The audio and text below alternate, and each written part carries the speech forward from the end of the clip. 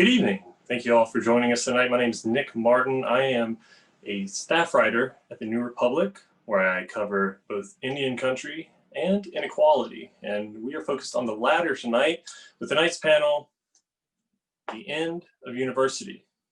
I'd first like to thank everybody for joining us today. And if you haven't had a chance, I will introduce you to our panelists tonight. Leading off, we have Stephanie Kelton, a professor of economics and public policy at Stony Brook University.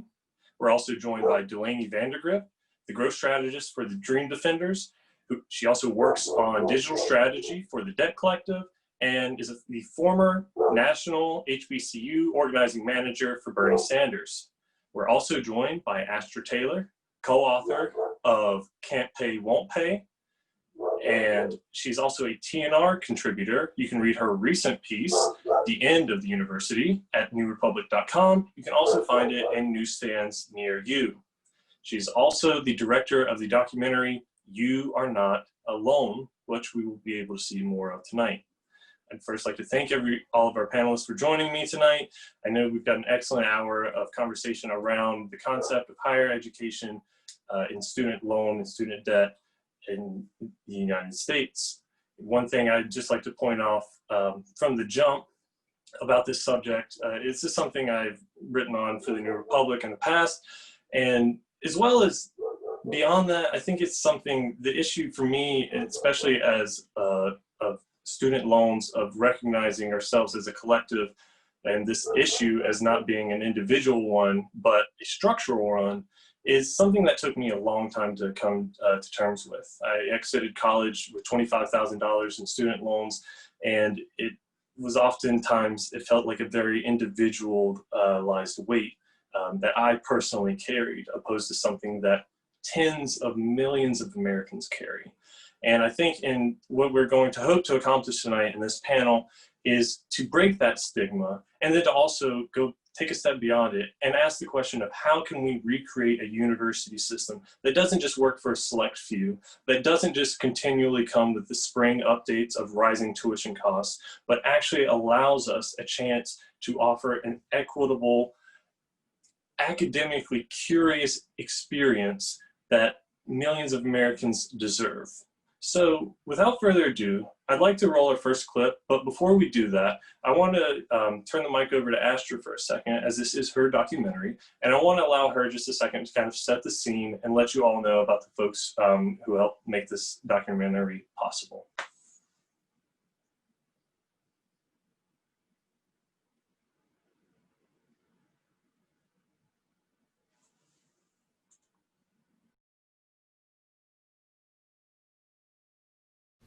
What made you go to college?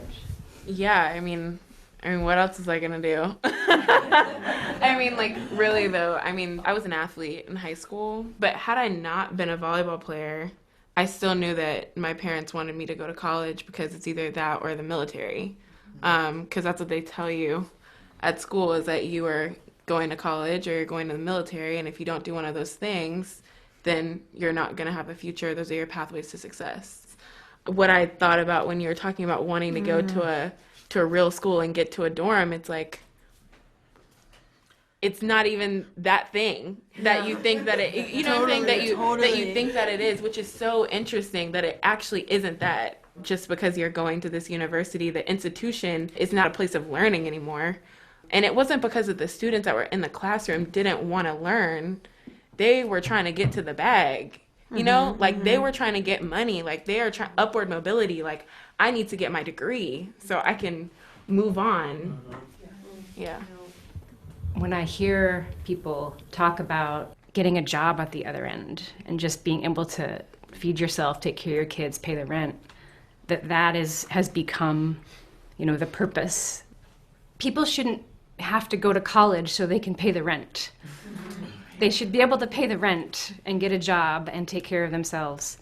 And then education should be liberatory. It should be something that we can disarticulate from the need to just to survive. There's this common narrative about college as aspiration, but college is also a refuge. I went to college, it was a way not to die or disappear. So it's like, friends that I had, they would literally disappear for years. and then they would come back and they were incarcerated. You know, so it was like college was a place where people didn't die. And that's what the city was. And so I was like, why not?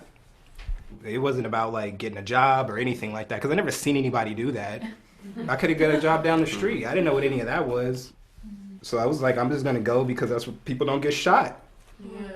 And if I gotta take out debt for that, then I'm not dead or I'm not locked up. Thank you for that, Dan. Obviously, I think what we saw in that clip and what as I kind of touched on leading into it is that college has become less of this space where we feel a freedom. We feel more constrained every year as the debt piles up, as we watch tuition rise year to year. It becomes more of a means to an end than a place of exploration and a place that is truly for and of the people.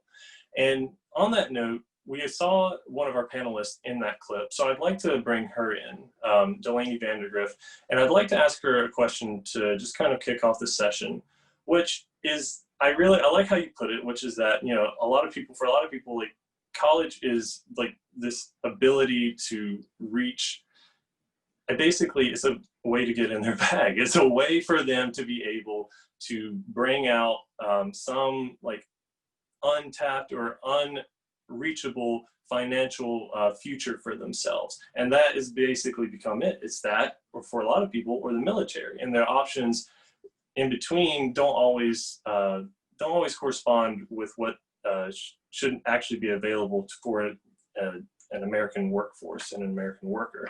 So Delaney, I just want to ask you first and foremost, just, you know, could you tell us a little bit more about what college kind of meant to you as you were in high school, and how it kind of like was shaped and formed, and what you were expecting versus what the experience actually played out like?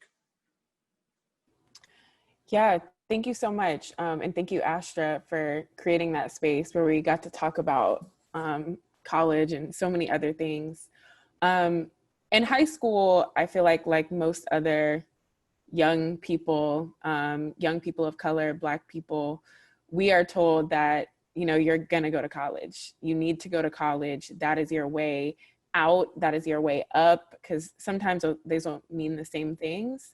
And so I knew that going to college would be my way to whatever sort of career I wanted to have a sustainable future. And that was my goal throughout high school. I was making good grades, or trying to make good grades, so that I could go to college for free maybe. I was playing sports because I love to play sports. I love to play volleyball, but I also knew that that was another pathway for me to get into college. So by the time I was in like my sophomore year of high school, I knew like I had to focus in so I could go to college. When I got to college, I went to North Carolina A&T State University, which is an incredible institution, the largest public HBCU in the country. It was awesome. I loved college. I loved the idea of college. I loved my friends.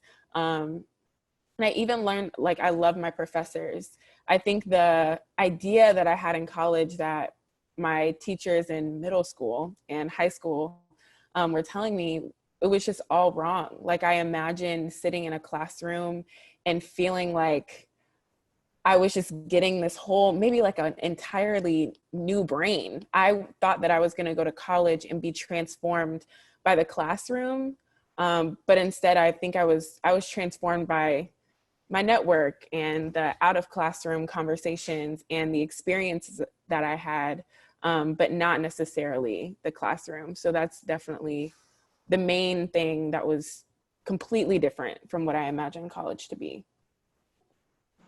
Yeah, and I think that experience is something that is shared by a lot of folks, especially, for people who maybe, I know from, I'll just speak from my personal experience, when you're a first or second generation college student and you kind of see what this pathway has been built out for, you see, for myself, I had grandparents who were denied the ability to go to college because they were Saponi tribal members, so that access just wasn't there for them. Then I saw it with my dad, my uncles, my aunts' generations, where they were able to go into these community college systems to these public university systems throughout the 60s and 70s. They're actually, and I'm also from North Carolina, so they're actually incredible, like they're fairly well funded back then, like many things were. And I think one thing that it became for me was that it wasn't so much for my parents, was that from that generation, you heard a lot of, well, you know, we took out a $2,000 loan, or I took out a $1,500 loan, and I was able to, you know, pay for a semester. And that's just no longer possible anymore. And I want to bring, Astra, I'd like to bring you into this, because it, both in your magazine piece for the New Republic and also just through your illustrious work, I think that one thing that you've been able to really bring to the surface is the ways in which that these, the accessibility of these institutions has kind of shifted over time. And I'd like to just kind of talk to you and just hear from both your personal experience in going to school, and as well as the experience that others have shared with you about, like, when it comes to putting that foot forward and going to college, it feels like there used to be somewhat of a social contract, where you had something that said, if you go to college for 4 years, you can come out and you can actually do fairly well for yourself, and you don't have to be entirely bogged down with debt that's going to chase you the rest of your life. That no longer exists, but we are still expected to hold up our end of that contract. So I just wanted to kind of pose that to you more broadly, and just leave that as a jumping off point.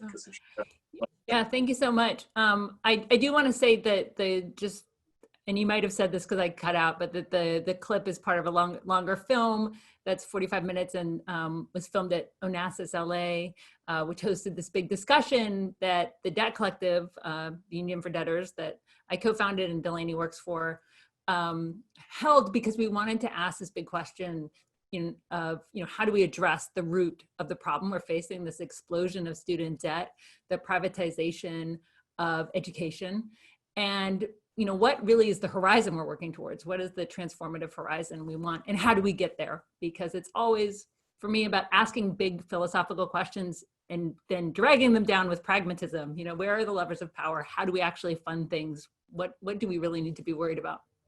I mean, for me, I grew up in Georgia, and I was raised by very bohemian parents. So I actually didn't go to school. I was unschooled as a kid, but nevertheless, I also thought I need to go to college one day. And so I actually quit unschooling and went to public high school, because I couldn't imagine an unschooler going to college, right? Like, that just seemed, and I thought, if I don't go to college, I want to have a future. I'll be labeled the dropout for the rest of my life. And it was a big educational experience for me, because I, again, kind of like Delaney, it was more than the classroom. It was just being in school, being, part of this, really essential institution that most people are part of their whole lives, and I wasn't. But I ended up, incurring student debt. I actually got to go to the University of Georgia as an undergrad, as a high school student and an undergrad for free on the Hope Scholarship, and then got into debt for my master's degree. But that, and I think that that experience of being indebted, struggling to pay my loans, and feeling that it was impinging the life choices I was making. I wanted to do good work. I wanted to be an activist. And, I had this ballooning debt because of the compound interest, right? So even if I sort of paid the minimum payments, it kept growing. And I eventually defaulted in 2009 after the financial crisis, because, like so many people, I was economically struggling in that period. And I think for me, that leap, right, to realizing it wasn't just my personal mistakes, but that we have a structural problem here. I also heard from older people who said, back in my day, college was free. Or, I only took out, I could work a part-time job and pay for it. And so I try to trace in the essay the process by which the American university system, the modern university system, was built up, and to say, look, it was always built on a flawed foundation, right? It was these land grant institutions, the University of Georgia, University of North Carolina, very famously, the earliest universities were built on indigenous land that was stolen. And then there were racial exclusions, gender exclusions, but nevertheless, this promise was in there, this promise of public education. Education is a public good. And we expanded that through the 60s. And then I kind of shift focus to the University of California system. And that promise started to be rolled back, unraveled, for political reasons, really. There was there was kind of recessionary politics, a kind of right-wing revanchism, like let's actually not have so many public goods. And then racism was also at work. Student bodies were getting more diverse, and new populations were, embracing education, both, because they understood it's a means of upward mobility, but because also it's a sense of entitlement. And then, a real attack on public education began, and student debt was part of that, a big part of that. And now we're in a crisis today of $1.7 trillion of student debt, and the pandemic has exposed that and deepened it. And I think that's the thing I'll end on, is that, this crisis we're in is not something that emerged in 2020 along with COVID-19. It isn't a shock to a healthy patient, as I say in the piece, but rather something that's revealing the problem with funding education through tuition, which is a way of saying through debt. Right, and thank you so much for pointing that out. And that's actually where I'd like to bring in Stephanie into this conversation, because one of the things that I think you've done exceedingly well in your work is how to frame these economic issues, not just as individual issues, and also not just as inevitable issues. There is an alternative route, and I don't want to get too much, like our next clip will kind of lead us into our discussion about how and what the ways and the different kind of levers that can be pulled so that college, like a prospect of a free college, can actually exist. But I want to just kind of frame this conversation we're having around, especially because we've all kind of touched on this, the issue of student debt. So I just wanted to ask if you could maybe, like, in terms of like how quickly this has grown, are there any comparisons to past measures of debt? Or is there anything just to the exponential growth that we can kind of draw and say, well, this is how medical debt has grown, or this is how mortgage debt has grown? Is there anything like that that's comparable to the student debt growth over the past 20 years? I think you're on mute. No matter how many Zooms I do, I'm the worst at remembering to do that. I apologize. Thank you. I want to also say thank you to Astra and to everybody else. I mean, seeing that clip, I wasn't in that one, but I was there that day and those days, and just seeing those faces and just brought back this flood of warm emotion in me, because that was in so many ways just a really amazing experience to talk to people who are living this and, struggling with student loan debt, all walks of life, people who have aspirations, dreams, hopes, and promises, and to see what student loan debt has done to so many people and to their lives. So yeah, I mean, can you go back and look at the major categories of consumer debt and see the way that they have behaved over time? Sure, you can. It was not always the case that student loan debt was second only to mortgage debt for the consumer. Okay, that's a relatively new phenomenon, ahead of credit card debt. So yes, there has been an explosion of debt. When I think we'll probably end up talking about it later, but when I started some 4 years ago or something on this research, looking at student loan debt and canceling student loan debt with a team of economists, the student loan debt problem at that time was just over 1.2 trillion. By the time we published the report, it was 1.6 trillion. So you can see, and once the numbers get as big as they are now, the exponential growth, it just gets out of control very, very quickly. So if something isn't done, then 2 or 3 years from now, we're going to be sitting in a Zoom chat talking about 2.1 trillion in student loan debt, or 2.5 trillion in another few years. So yes, it is unchecked. That's the problem. And as Astra said, you start off, with a certain amount of student loan debt, and then you're servicing it, you're paying on it, and somehow it's growing in spite of that, right? So yeah, it is the second biggest category. That's a relatively recent phenomenon, and it does grow exponentially. Absolutely. And before we play this next clip, I'd just like to add that the name of the documentary, again, is You Are Not Alone. Not a loan, but alone.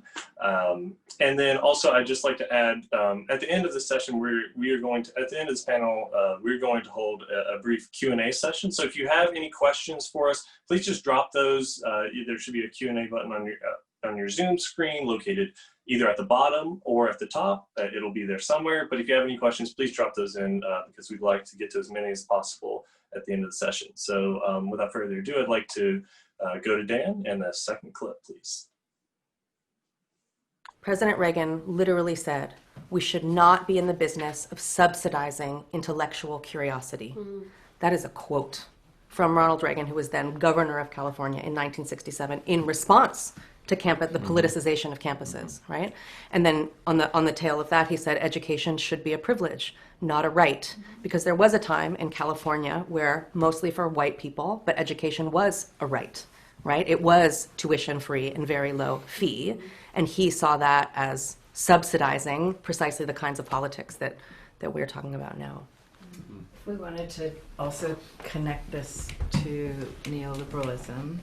It's important that what Reagan did in that moment was consult with a guy on the UCLA campus named Buchanan, and it was Buchanan who said to him, make them pay, they'll quiet down. He took that advice directly from a think tank, a neoliberal think tank, and put it into practice. And many billions of dollars later, we have a half privatized public system with debt, with high tuition and fees, and with dying arts and humanities. I'm so tired of hearing that there's not enough for people like me or for struggling people. While this 1% or this small group of people has enough, but there's not enough for the rest of us. The opening sentence of my book was, there is enough. It isn't. It got cut. But originally that's how I opened, with just the sentence, there is enough.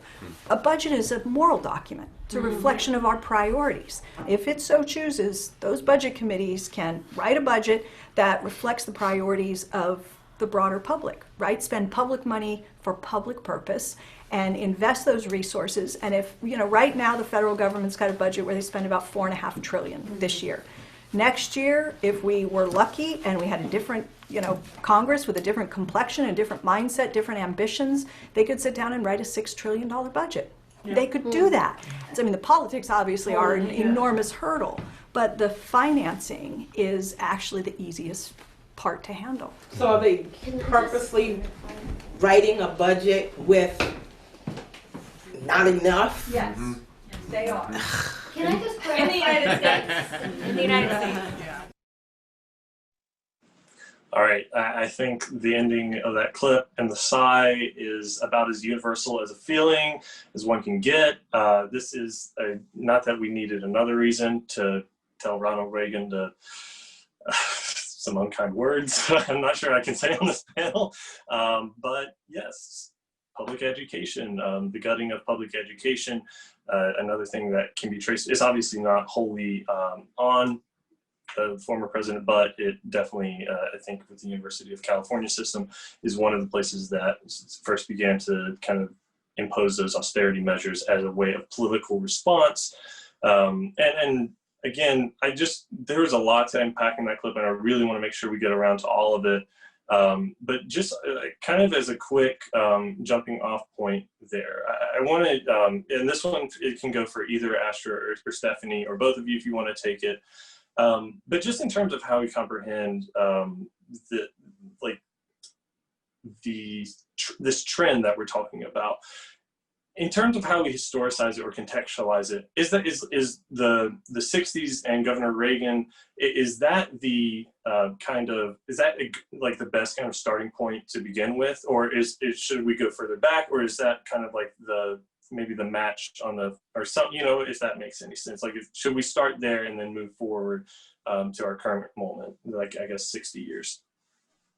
I think it's a really useful starting point to begin there, because what you have is this beautiful university system, the statewide university system. It wasn't perfect, but it was growing, it was amply funded, it was really ambitious, and it was serving people, who hadn't whose families hadn't gone to college, right? So a lot of first generation college students,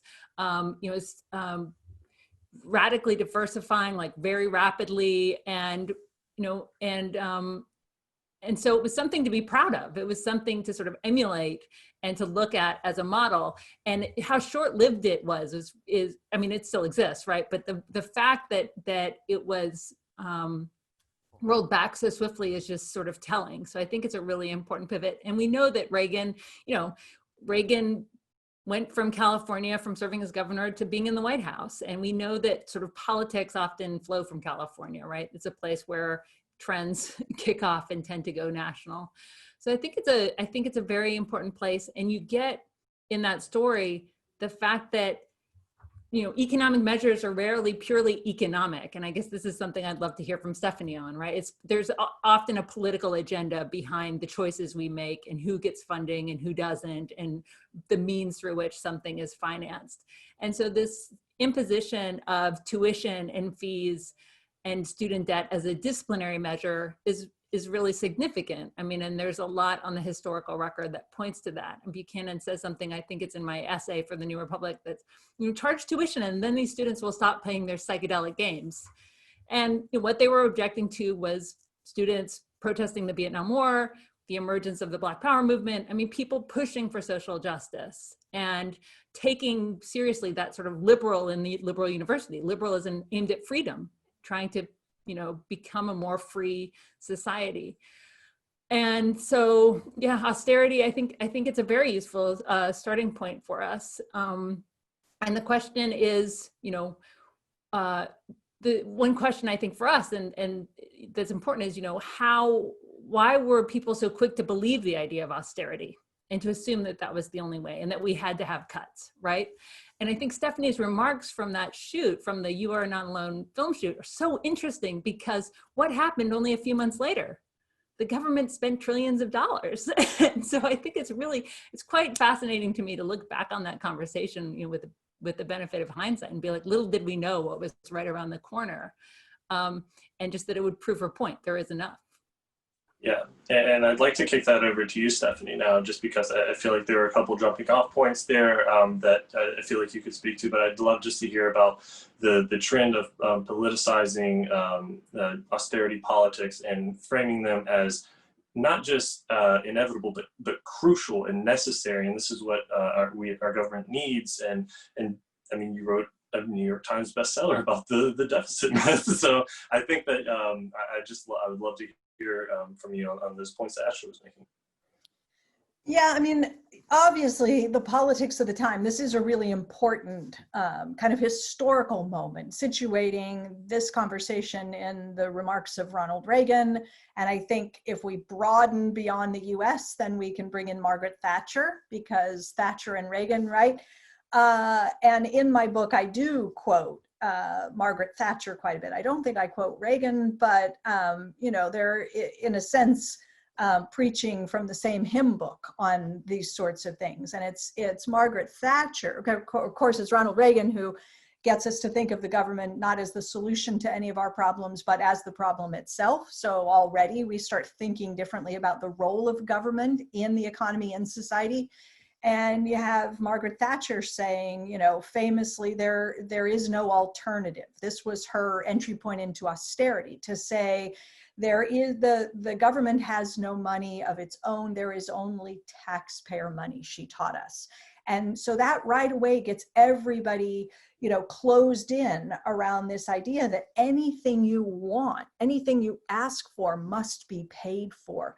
And then the battle begins, right? Who is going to pay for it? Where is the money going to come from? How are you going to, and the comment in the video clip, why isn't there enough? There seems to be so much money, rich, and you heard the comment about, people who are doing extremely well. Why isn't there enough to help people who are struggling? Why isn't there enough to help fund colleges and universities adequately so that people don't have to turn to student loan debt, and so forth? And we've put ourselves in this economic framework where we don't understand the monetary system. We think the federal government's budget operates like our own personal household budget. And so once the government tells us, look, it's not like I have a magic money tree. This is what the former prime minister in the UK, Theresa May, said just a year or so ago, right? There is no magic money tree. Well, guess what?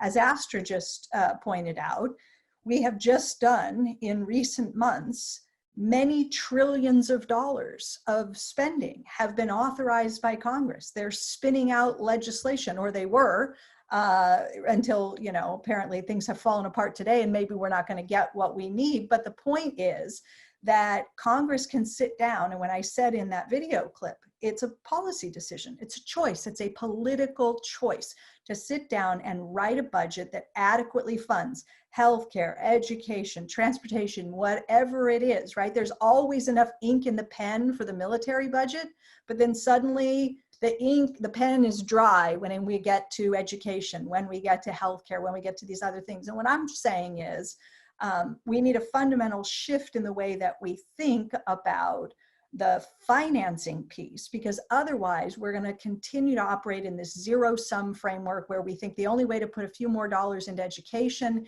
is to carve some money out of some other line item in the budget or to raise taxes. And it just keeps us from making progress, right?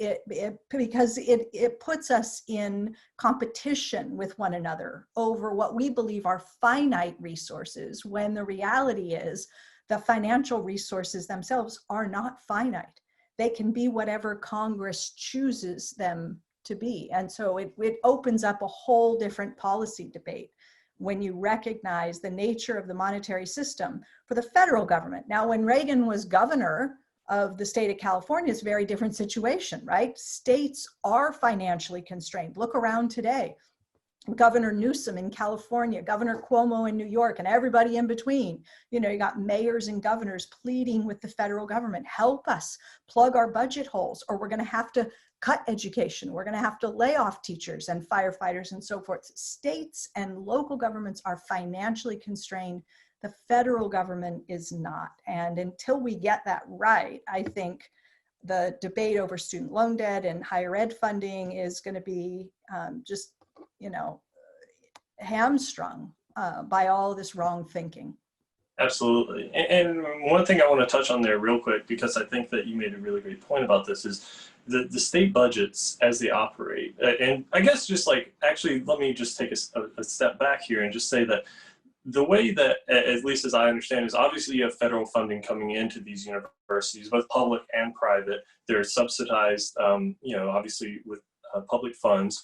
And one thing that I know, just having done some research on this and just becoming aware of it over my time in North Carolina, is that, so North Carolina, I think, is one of, I can't remember the exact number, it might be like somewhere between 35 and 38 states that have, they cannot take on debt in their budget. Their budget cannot overdraw. They have, it's basically like a balanced budget law.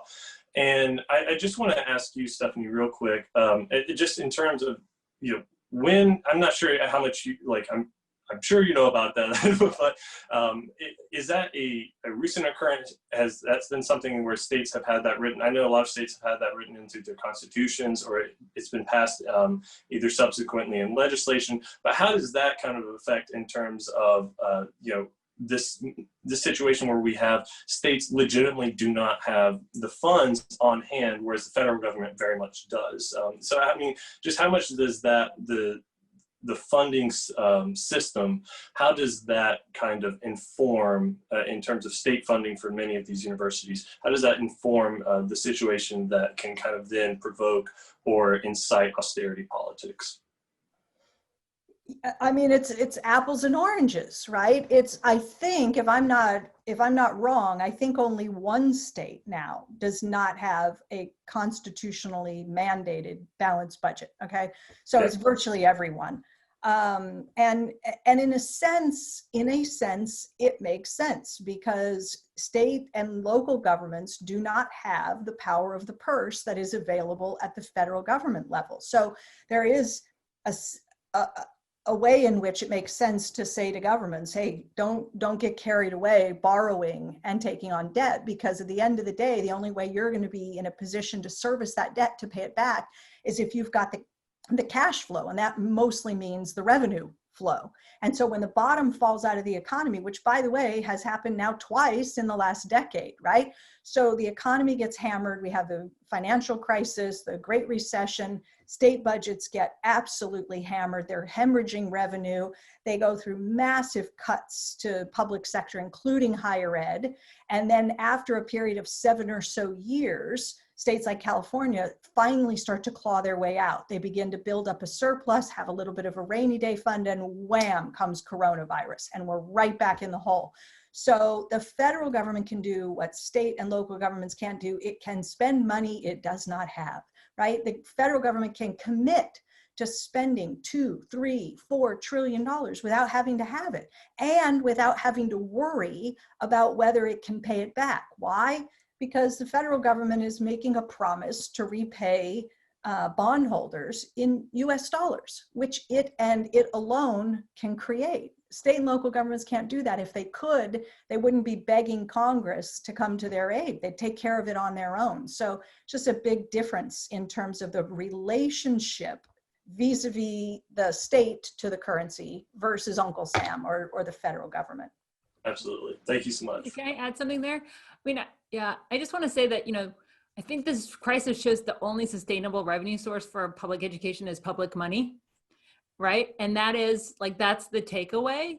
And that's, I think why, and Stephanie worked on it, College for All is a really important piece of proposed legislation, and why Delaney, working with the Bernie Sanders campaign was really significant, and articulating to a rising generation that public funding is the solution. That is the way out of this. And it would be a very different conversation, I think, right now about Zoom University and tuition refunds and students, suing colleges for what they've been charged this semester. If it was a publicly funded system where people weren't individually debt financing their education, and then as Delaney says in the film, it would transform how students related to their education on many levels. It's not just an economic relationship. It becomes a much bigger transformation.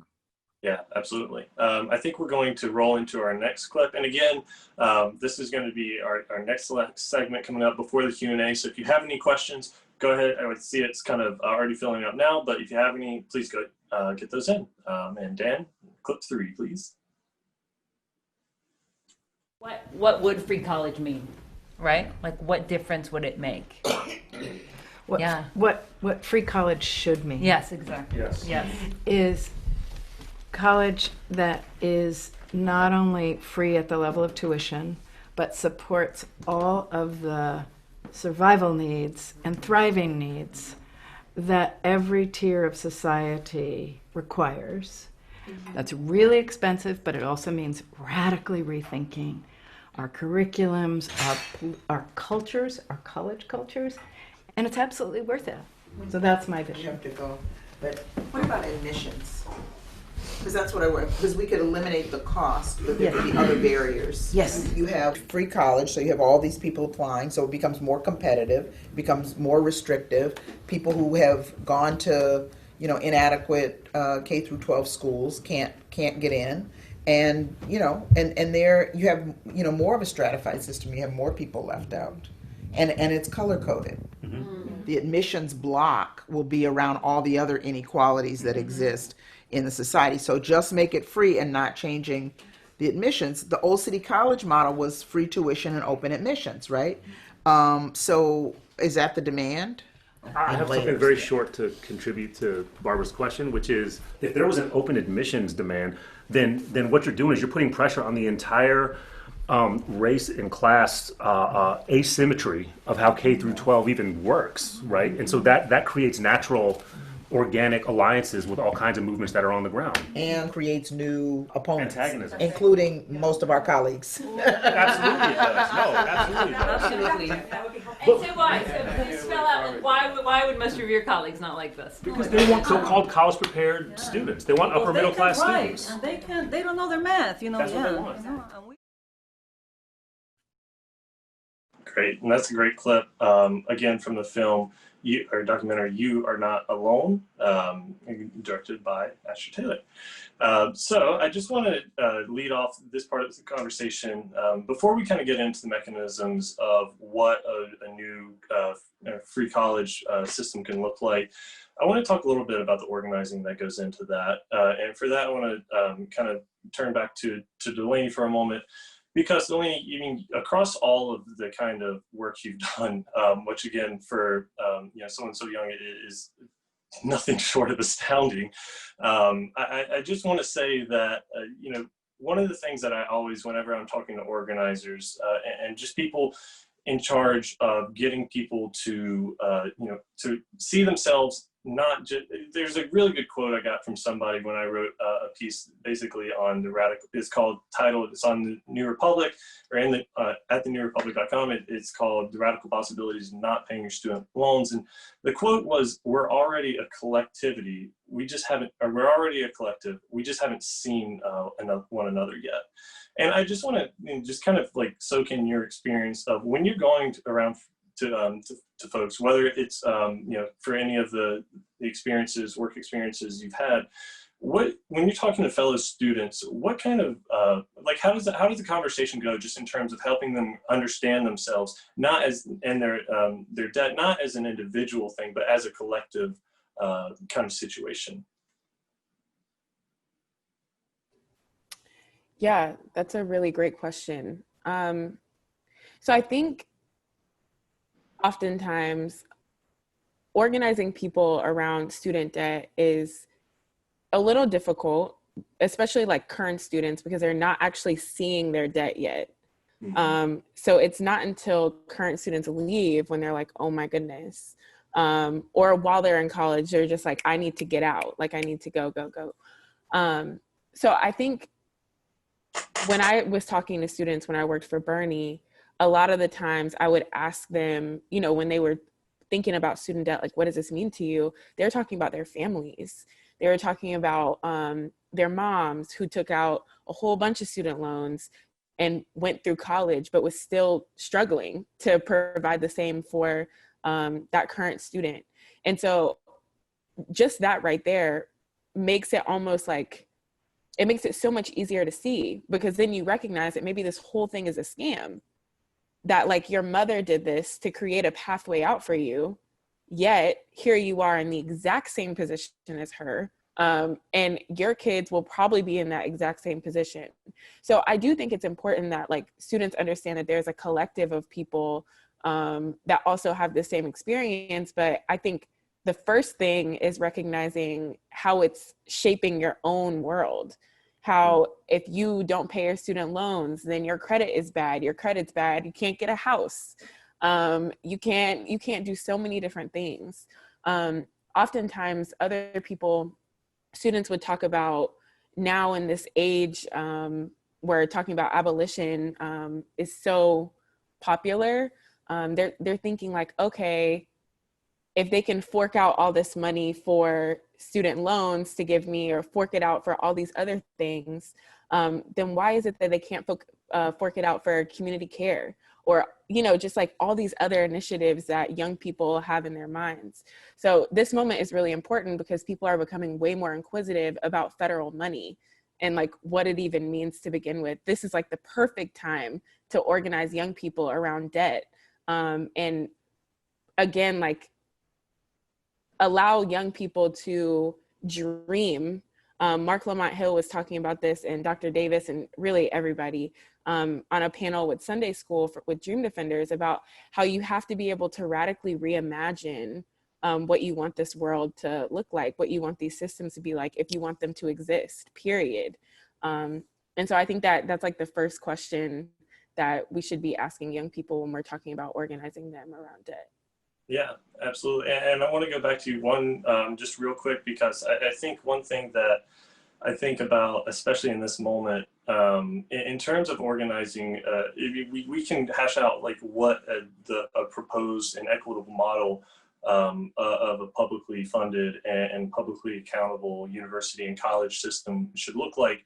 But I guess just one of the things I'm always curious about, and definitely curious to hear from you from, is when it comes to, I mean, it's hard to, I wrote the piece on the not paying your student loans and seeing that as the debt collectives, as part of the debt collective student loan strike or student debt strike in February. So just before like this happened, the reason we're all on Zoom instead of in person. But like one thing I'm just curious to hear from you, Delaney, is how do you kind of sustain? It feels like there is even like even like before the pandemic, but then especially once the pandemic hit, there's been a lot of political maybe like frustration that can be built into organizing and kind of doing the work that you're doing. But I'm just curious, and I've asked this of every organizer I've interviewed over the past few months, is just how do you both do short-term planning in this kind of very weird moment where you have to respond to people's immediate needs that have been totally warped by the pandemic, while also maintaining a focus on the long-term goal of doing a free college program nationwide? Like just in terms of how you kind of balance that internally as an organizer, and then how you get other people to kind of list those priorities or set those priorities in a way that doesn't make you go like lose your mind. I'm gonna be honest, it's definitely it's tough. I don't even know if I have a straight answer for that, to be honest, because one, this is a moment I've never seen before. So organizing in this makes me excited and hopeful for the future, but it also makes me a little unsure about how to do this in this moment. But one thing that I do think is important is political education and helping people shape their analysis around a much bigger like vision rather than just this moment right now. I think that's the best answer that I can give, is that we want people to be thinking about mutual aid. We want people to be thinking about telling their universities that they want to get refunded for their room and board that they are not actually using. But we also want them to be thinking about like why they're even paying for that to begin with. Like we want them to be thinking about those far out questions at the same time. So I think we have to ask both. I think it's okay to ask both. And to get people excited about that long-term answer though, again, that like visioning sort of exercise of what you want to see and giving people the confidence and again, the political education to say, oh my God, like we can do that in the future. I think if we organize people around hope and like love for each other and potential societies that we can live in and our kids can live in, we'll get a lot further than just kind of like the doom of this moment. Yeah, well, I think that's a great answer. And again, I don't think there is a perfect answer to that question, but I think it's an important one for all of us to just kind of continue asking. And speaking of asking questions, I'd like to kind of transition now into our Q&A session. We have about 12 minutes left in the session and we have lots of questions. So I've got a couple that I've scrolled through so far, but I'm gonna start off with one.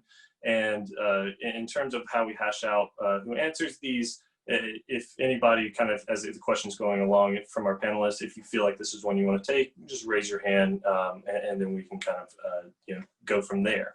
So I'll start with this one from earlier in the session from I think it's username Phenom Admin, where I'm hearing more and more from students that I work with that they want to organize a tuition strike. What should students know about undertaking something like this? How do we organize tuition strikes to be most successful? Does anybody want to take that one?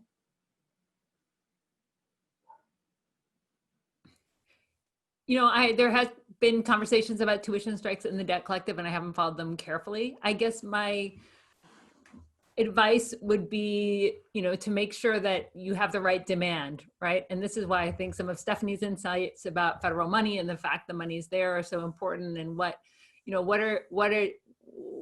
is your sort of strategic demand for this? Is it just, refunds? Because, we have a bigger economic problem with these universities. I mean, there's like a real funding problem for a lot of them going on. So that would be my main advice going out, which is, okay, what are you using this tactic for? What's the bigger goal? Who are you in alliance with? I mean, I think universities also need the organizers at different universities need to band together too and make demands of the state and the federal government. I mean, right now there's a group that's called ACE. I think it's called the American Council on Education or something. It's sort of like the Chamber of Commerce for universities. And one thing my friend Alexis Goldstein always says is, that group should be pushing for these big, government solutions. And so people at different campuses need to organize that. And the last thing I'll say for the tuition strikers, I wrote in the piece for the New Republic about the campaign at Rutgers University. And that's, the big public university system in New Jersey. And why they stood out to me was they're engaging in a model called bargaining for the common good, which is a model where you put the needs of the community you weave that into your campaign. So you have faculty members organizing in concert with adjunct faculty, but also with dining hall workers, with custodial staff too, right? And students ideally. And the principle that we're stronger together and everybody will benefit from this reimagined, remade university. So I think that's the other organizing advice, right? Is don't organize in isolation and find out where your struggle hooks up with other groups and other people who are in your community. Yeah, absolutely. Thank you so much for taking that, Astra. We have one from Kyle Southern. This one's for Stephanie, but also any other panelists. How do you respond to the criticism of proposed student debt forgiveness as regressive in so much that so much of the debt burden is held by people who have advanced degrees and will have high enough incomes to pay loans back without significant negative effects on their life trajectories? Yeah. So look, we have been talking for almost an hour now about public colleges and universities, about education being a public good. So we know that there was a time when it was possible for people to go to university, go to college, basically tuition free, right? And then for all the reasons we've been discussing, we shifted away from that model and we have a different model now. I believe that we are moving back to the old model, which is to say we're already seeing states like mine here in New York, right? Where it is possible to go to a public college or university in the state of New York. Now there's some means testing, but you can get the tuition paid for, right? And so when we talk about the student loan cancellation, for me, this is a moral issue. Colleges and universities should have been and should have remained tuition free. They are a public good. So I am less concerned that, the son of some wealthy person is going to go to a public college and get an education, or that the student loan debt from someone who has a better, higher income is also going to be forgiven. I view this as an opportunity to hit the reset button, right? To clear the slate for everyone so that we essentially return to where we should have been all along, which is in a situation where people were not taking on student loan debt in order to fund education, which is a public good. So, you start trying to draw arbitrary lines and circles around different groups, and you are inevitably going to leave out people that you would want to help. It's impossible, right? You say, what are we going to say right now in a global pandemic, that we don't want to cancel student loan debt for frontline healthcare workers because some of them make $70,000, $80,000, $100,000 a year? I want all of that gone, right? I want it gone for those workers. I want it gone for everybody. Yeah, absolutely. Thank you so much for that answer. I thought that was really good. I'm looking for maybe one or two more here. So I guess this is from an anonymous attendee. And this isn't directed at any specific person on the panel, so anybody can kind of take this. But this is kind of pointing to what, Astra, you were saying.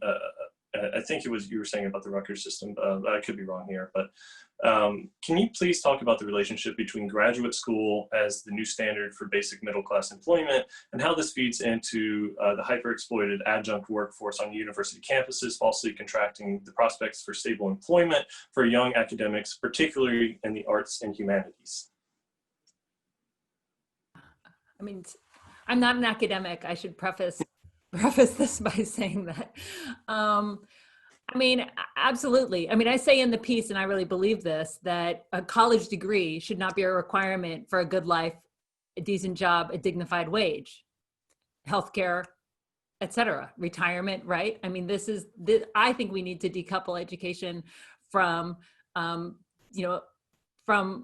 basic dignified livelihood, right? I mean, we all know that now you have to get a college degree for jobs that you used to be able to get with a high school diploma. There's a kind of degree inflation. And we all know, I'm sure personally, many people who have degrees, maybe multiple degrees, and are still working service industry jobs. And that is, part of, we see this in the university system. In fact, it's talked about in the film that was shot at Onassis, LA, You're Not Alone, where people talk about, Wendy Brown mentions this, the day laborers of education, right? The way that adjuncts are now often teaching, 5-6 classes across different campuses. And when they break it down hour by hour, they're making sometimes minimum wage. There are always, before the pandemic, there are stories about adjuncts who are living in their car, barely making ends meet. And so certainly there's something broken about this, because we've seen at the same time as the adjunctification of academic labor, we've seen the rise of, administrative roles with big salaries that are not on the chopping block in the same way as actual teaching jobs. And so it's part of this process. You can call it the neoliberalization of the university, call it what you will, but it's essentially, shifting the emphasis away from the teaching and the research that's going on in the university, and turning the university into an institution that, processes as many students as possible, charges them increasing tuition year after year, and is run by a kind of managerial class who makes all the decisions.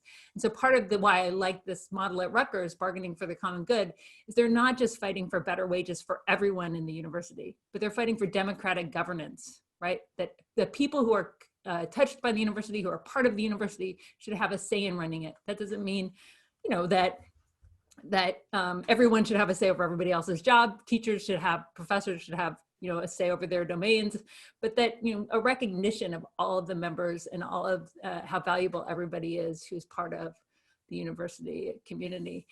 I think, I would be missing an opportunity to say, though, I think part of, we've reached a breaking point, right? We are in this situation, just as Delaney said, your parents take out student loans and then you're indebted, your kids will probably owe more. We also have a system where there's this irony that kids are taking on tens of thousands of dollars of student debt to study at university, to be taught by people who make less than minimum wage. We've reached a kind of absurd point, and we have to change it so we can have this horizon that we want, where we want publicly funded, democratic education because of this sort of moral reason. But we have to find the leverage to get there. And that's what the Debt Collective is trying to say, which is that this $1.7 trillion of student debt that people now collectively wield, this $1.7 trillion of leverage, and we can wield that strategically by engaging in organizing. And we have to know what our targets are. We have to know, for example, that the federal government has the power to erase all of the student debt. The Department of Education has already been granted the authority by Congress to do that. So it's possible for that slate to be wiped clean, for it to be wiped away. College for All legislation has been introduced. And so that's a sort of, beginning point for future negotiations if we have a Democratic administration moving forward. So I think, we have to sort of have our plans, have our proposals, and then try to figure out where we have power. And we have power, I think, as debtors, but also as workers on campuses, as students, and as community members, because ultimately, I think we want education as a public good just as citizens in this democracy.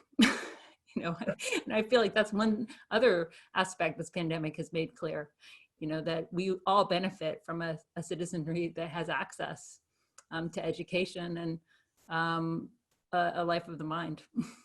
Yeah, absolutely. And then I think there was one at the beginning that I actually had missed. It was a really short question, but you addressed it at length in your piece, Astra. But this is also just for anybody on the panel that wants to answer it. But I think, let me get back to it here. So the question is from an anonymous attendee, but they're asking, Yeah, and this is it's a big question, but I think it's one that's important to understand because we've kind of talked about, like, you can't just go back to the model of before. You have to create a new model that is more equitable and more responsible to the entirety of the citizenry, opposed to a slimmer percent that it was in the past. And so the question is just very succinct: how do you think racial capitalism plays into higher education and student debt? So I just want to put that, maybe we can go around the room and then we can kind of call it an evening.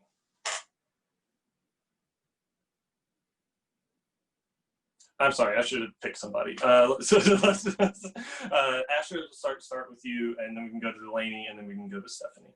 I mean, I said I wrote about this at length in my piece, so I would invite people to read that, and it traces that history to the best of my understanding. My feeling is that, you know, racism has undermined so many of has been used as a weapon to undermine so many of our public institutions, right? And you know, there's that book, Dying of Whiteness, right? I mean, the racism that drove the attacks on public education in California hurt white people too, right? Now white students are drowning in student debt. Black women hold the greatest proportion of student debt, you know, for reasons that a lot of experts have laid out: the lack of intergenerational family wealth, the racial wage gap, the fact that Black student borrowers are often caring for family members, they have other responsibilities. So all of these compound the problems. And so we have Black student borrowers, you know, defaulting at higher rates and essentially, you know, not reaping the benefits the supposed benefits of pursuing higher education. And in one of my pithier lines in the essay, I say that, you know, the contemporary university system is a kind of convoluted system of affirmative action for affluent white students, right? I mean, it's there's the inequalities that are baked into the system are really striking. And so, you know, I think that we have to have that front and center as we try to build a new university system, right? Like that's part of the history that has undone this effort. And if we don't address it and we don't repair those imbalances, you know, we're not going to get where we want to be. Absolutely. And then we'll go to Delaney and then Stephanie. Yeah, I think Asha said a lot of the things that I was thinking about in regards to Black women and how we hold the most student debt. But then it also makes me think, I cannot remember the name of the research, but Black people are told to go to college, again, so that we can get out, up, wherever. That isn't where our parents or family members want us to be. But I think, well, what the research found was that it actually isn't helping anymore. Going to college, it's not moving Black folks up in any sorts of levels because you still have all of the student debt. So I think when we're thinking about how race and racial capitalism plays into higher education and student debt, just like it affects every other system. Higher education is not some far away thing where racism doesn't exist because it's an institution of higher learning.